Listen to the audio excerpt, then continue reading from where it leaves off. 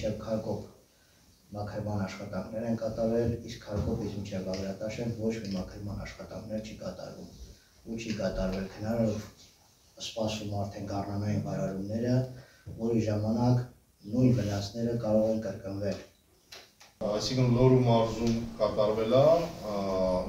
այս պահին էլ կատարվում է, ես կցանկանայի նշել, որ Լոռու մարզում այդ խնդիրը ավելի մեծ ուշադրության կենտրոնում է միշտ լինում, օրինակ նույն մենք ևս անդադ բարձրաձայնում ենք, կարծես թե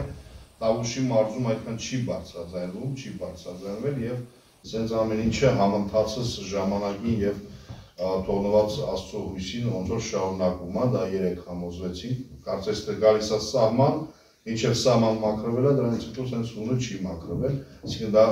արդեն մարզային կտրվածքով է, հա, աշխատանքի ցուցանիշ որպես։ Ըստ իս դրա պատասխանատուն ոչ թե հենց մարզի ղեկավարությունն է, այլ դա ամեն դեպքում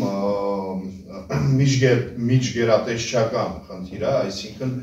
կարա գտնվի այս հարցը, վերահսկվի պետք է այս հարցը տարածքային կառավարման ենթակառուցվածքների նախարարության կողմից եւ բնականաբար մարզային մակարդակում դրա իրականացնողները մարզային իշխանությունն են, տեղական իշխանությունների հետ, դա խոսում է լիազորությունների անհամաչափ իրականացման մասին, այսինքն կարծես թե նույն գործառույթը պետք է իրականանա, բայց ինքը տարբերվում է մարզից մարզ, այնինչ դա միևնույն հիմնախնդիրն է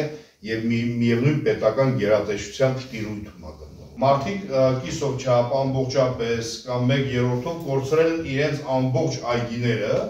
եւ որևէ, այսինքն չունեն այլևս այգի եւ հող նույնիսկ որ գոնե այնտեղ բերեն եւ ցանց կատարեն, այսինքն ամբողջությամբ իրենց գույքը կարելի ասել կորցրել են եւ տեղեկություններ կան, որ